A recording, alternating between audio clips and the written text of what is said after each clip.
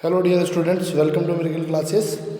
आज हम इस वीडियो में मौर्य काल के बाद का जो इतिहास है उसको हम पढ़ेंगे। मौर्योत्तरकालीन वंश के बारे में पढ़ेंगे। कौन कौन से ऐसे वंश थे जो मौर्य वंश के बाद भारत में उन्होंने अपना शासन किया था, इन्हीं के बारे में अपन पढ़ेंगे। उनमें है शंगु वंश, कण्य वंश, कुषाण वंश और सातवाहन वंश। ये सारे वंश मौर्य शासन के बाद के वंश हैं। हमने इससे पहले वाले वीडियो में देख लिया था कि जो चंद्रगुप्त मौर्य था उनका पूरा शासनकाल ने देखा, और उनके आखिरी मौर्य काल के आखिरी वंशज, आखिरी शासक बृहदत्त को भी हमने देख लिया। बृहदत्त की हत्या करी थी, बृहदत्त का वध करा था पुष्यमित्र शुंग ने। मौर्य वंश के अंतिम शासक बृहदत्त का वध कर उसका सेनापति जो पुष्यमित्र शुंग था वो मौर्य साम्राज्य का तख्ता पलट कर देता है, और साथ ही साथ अपने एक नए वंश शुंग वंश की स्थापना करता है। और जो पुष्यमित्र शुंग थे, ये पहले ब्राह्मण वंश जो था उसकी शुरुआत यहाँ से होती है। मौर्य वंश के पतन के पश्चात कई ब्राह्मण वंशी शासकों ने सत्ता की बागडोर संभाली, जिसमें शुंग वंश, कण्य वंश, कुषाण वंश और सातवाहन वंश मुख्य थे। मौर्य वंश के बाद बृहदत्त की जब हत्या कर दी गई अंतिम शासक की, और फिर यहाँ पे सेनापति जो था मौर्य शासन का, वह पुष्यमित्र शुंग, वो स्थापना करता है शुंग साम्राज्य की। शुंग राजवंश, शुंग राजवंश में क्या था कि वंश की नींव रखने वाला इस वंश का प्रथम राजा पुष्यमित्र शुंग था।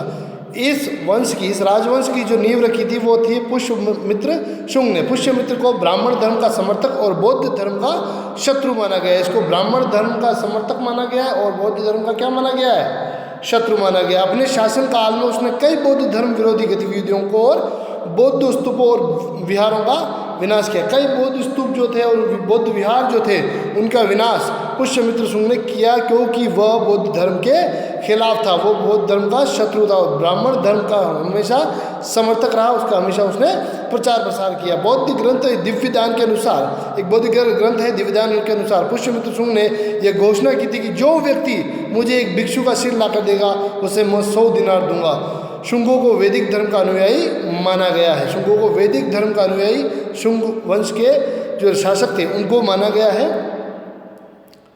पुष्यमित्र शुंग का शासनकाल यदि हम देखें तो 185 से लेकर 149 ईसा पूर्व तक माना जाता है। कालिदास द्वारा रचित माल विकासगिन मित्रम से शंगु काल की राजनीतिक गतिविधियों का पता चलता है। इस ग्रंथ से हमें क्या पता चलता है? राजनीतिक गतिविधियों का। किसका? शंगु काल का। अयोध्या से प्राप्त अभिलेख से ज्ञात होता है कि पुष्यमित्र शुंग ने अपने शासनकाल में अश्वमेध यज्ञ भी करवाया था। अयोध्या से एक जो अभिलेख प्राप्त होता है उसमें ये भी प्राप्त होता है सूचना कि अश्वमेध यज्ञ जो था वो भी पुष्यमित्र शुंग ने करवाया था। पुष्यमित्र शुंग ने यवन शासक डेमेट्रियस फर्स्ट, जो डेमेट्रियस फर्स्ट था, उसको परास्त किया था। डेमेट्रियस भारतीय सीमा में प्रवेश करने वाला प्रथम यवन शासक था। अगर कहीं क्वेश्चन आए तो आप उसका आंसर भी दे सकते हो कि भारत की सीमा में प्रवेश करने वाला प्रथम यवन शासक था डेमेट्रियस प्रथम, जिसको किसने हराया था? पुष्यमित्र शुंग ने पराजित किया था।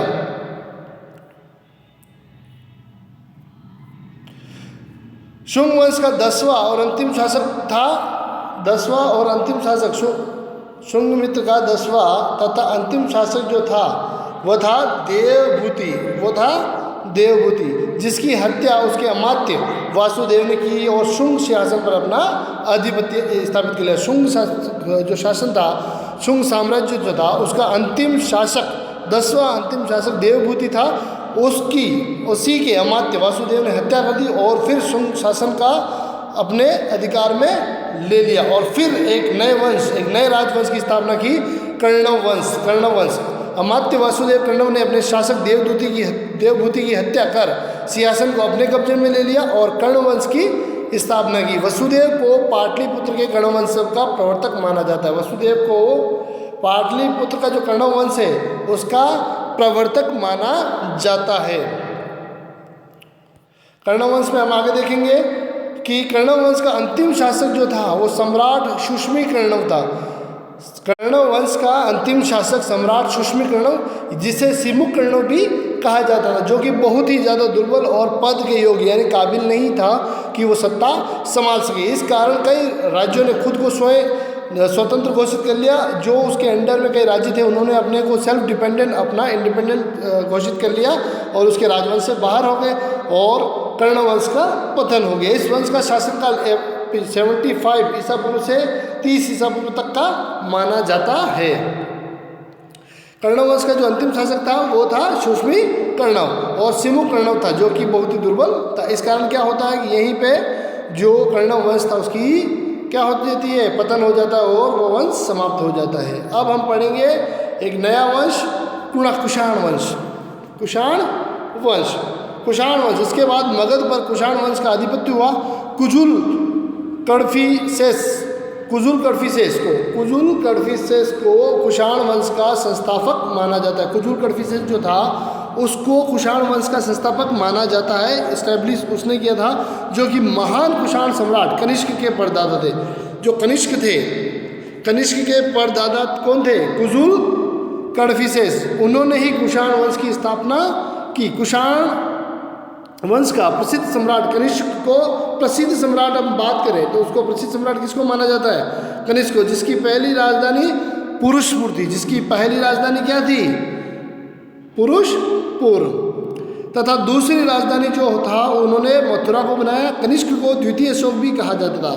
कनिष्क जो था उसको सेकंड अशोक भी कहा जाता था, उसके धर्म के कार्यों की वजह से। कुषाणों ने शुद्ध सोने के सिक्के भी चलाए। कुषाण जो थे उन्होंने शुद्ध सोने के सिक्के भी चलाए थे। भारत में सर्वप्रथम सोने का सिक्के का प्रचलन, सर्वप्रथम सोने के सिक्के का प्रचलन का श्रेय भी कुषाणों को ही जाता है। इंडिया में सबसे पहले जो सोने के सिक्के चलाए थे वो कुषाणों ने चलाए थे। कुषाण वंश ही वह वंश था जिसकी सीमा भारत के बाहर तक फैली हुई थी। कला की गंधार शैली को भी, कला की जो गंधार शैली है, जिस गंधार शैली की बात करते हैं, गंधार शैली को भी कनिष्क के ही शासन की काल की उपज या उसकी पनप माना जाता है। शक संवत शुरू करने का श्रेय भी, शक संवत जो हम देखते हैं, शक संवत जो है वो कनिष्क को ही दिया गया, उसको श्रेय।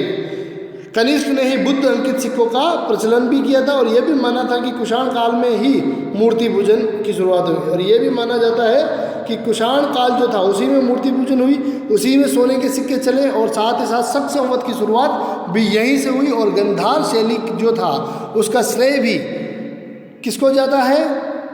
कुषाण वंश को। कुषाण वंश के पतन के पश्चात, कुषाण वंश का जहाँ पतन हो जाता है उसके बाद एक नया वंश होता है, वो होता है सातवाहन वंश, उसका उदय होता है। हम देखेंगे अब सातवाहन वंश। आंध्र देशीय सातवाहन वंश या शतकर्णी वंश की नींव 27 ईसा पूर्व सिमुक ने रखी थी। किसने रखी थी? सिमुक ने, जिसे सिंधुक भी और शिशुक भी और सिफ्रप भी के नाम से भी जाना जाता है। इसे आंध्र जाति का बताया गया है। इसे कौन सी जाति का बताया गया है? आंध्र जाति का। कर्ण वंश के बाद सातवाहन वंश का भी मगध पर साम्राज्य था। कर्ण वंश जहाँ समाप्त होता है वहाँ से सातवाहन वंश जो है वो मगध पे साम्राज्य स्थापित कर लेता और अपना राज्य स्थापित करता। सातवाहन वंश का महान शासक जो था वो गौतमीपुत्र पुत्र शतकर्णी या शातकर्णी को माना जाता है। गौतमीपुत्र शातकर्णी को क्या माना जाता है? महान शासक। कौन से वंश का? सातवाहन वंश का। शातकर्णी ने प्रतिष्ठान नामक नगर को अपनी राजधानी बनाया था। शातकर्णी ने कौन से नगर को? प्रतिष्ठान नामक नगर को अपनी राजधानी बनाया था। मौर्य साम्राज्य के पतन के बाद दक्षिण भारत का सबसे शक्तिशाली साम्राज्य यदि हम देखें तो वो कौन सा होगा? सातवाहन। सातवाहन वंश के 17वें शासक, सातवाहन वंश के 17th जो शासक थे, रूलर था, शासक था, हाल ने गाथा सप्तशी नामक गीत काव्य की रचना की थी। गाथा सप्तशती नामक गीत काव्य की रचना की थी। सातवाहनों ने शीशे यानी लेड का जो होता है, शीशा जो होता है, उसके सिक्के भी जारी किए थे। सातवाहन वंश का अंतिम शासक जो था, सातवाहन वंश का अंतिम शासक यज्ञश्री शतकर्णी था, जो कि शतकर्णी उपाधि प्राप्त करने वाला पहला, शतकर्णी की उपाधि प्राप्त करने वाला पहला शासक कौन था? यज्ञश्री शातकर्णी।